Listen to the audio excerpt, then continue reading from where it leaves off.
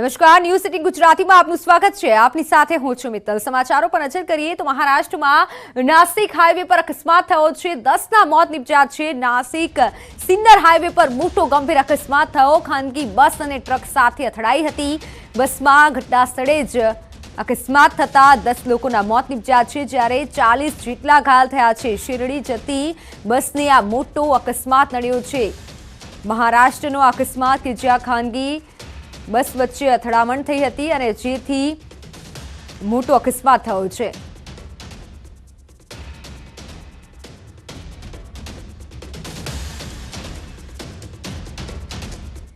અમદાવાદમાં દારૂબંધીના નિયમોનો લીરા ઉડાડતો વિડીયો એક સામે આવ્યો છે। નરોડાથી, જ્યાં નરોડા માછલી સર્કલ પાસે રોજ સાંજે દારૂની મહેફિલો જામે છે। નરોડા પોલીસ સતત કામગીરી કરે છે, છતાં કેમ ધમધમે છે દારૂની હાટડીઓ? શું પોલીસને નથી ગાંઠતા બુટલેગરો, કે પછી બુટલેગરોમાં પોલીસનો કોઈ ખોફ જ રહ્યો નથી? સ્થાનિક વ્યક્તિ દ્વારા વાયરલ કરેલા આ વિડીયોની ન્યૂઝ સિટી ગુજરાતી પુષ્ટિ નથી કરતું, પરંતુ જે વિડીયો સામે આવ્યો છે તે નરોડા વિસ્તારનું કહેવાય છે। આ વિડીયોથી સ્થાનિક પોલીસની કામગીરી પર અનેક સવાલ ઉઠી રહ્યા છે। એક તરફ સ્ટેટ મોનિટરિંગ સેલ સમગ્ર રાજ્યમાં એક્શન મોડમાં કામગીરી કરી રહ્યું છે, છતાં ખુલ્લેઆમ ચાલતી દારૂની હાટડીઓ પર પોલીસ ક્યારે પગલાં લેશે તે એક મોટો સવાલ છે। મારી સાથે સંવાદદાતા હરમેશ જોડાઈ ગયા છે। હરમેશ, વાત કરીએ, અનેક એવા કાયદાઓ છે, સાથે ગાંધીના ગુજરાતમાં દારૂના જે પ્રમાણે વિડીયો સામે આવે છે, શું છે આ વિડીયો પાછળનું સત્ય અને કેમ બુટલેગરો પોલીસથી ગાંઠતા નથી?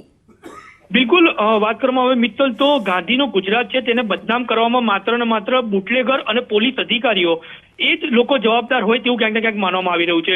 કારણ કે એક તરફ બુટલેગરો છે તે લોકો દારૂનો ધંધો કરી રહ્યા છે, પરંતુ માત્ર ને માત્ર જે નરોડા પોલીસ સ્ટેશનના જે અધિકારીઓ છે તેના જેવા જે અધિકારીઓ છે તે લોકોના કારણેથી અને બુટલેગરોને બળ મળે છે અને તેના કારણથી દારૂનો ધંધો કરી રહ્યા છે। આ જે વિડીયો છે તે નરોડા માછલી સર્કલ ખાતેનો એક બુટલેગર છે ત્યાંના આ વિડીયો છે કે જે અત્યારે હાલ વાયરલ થયા છે।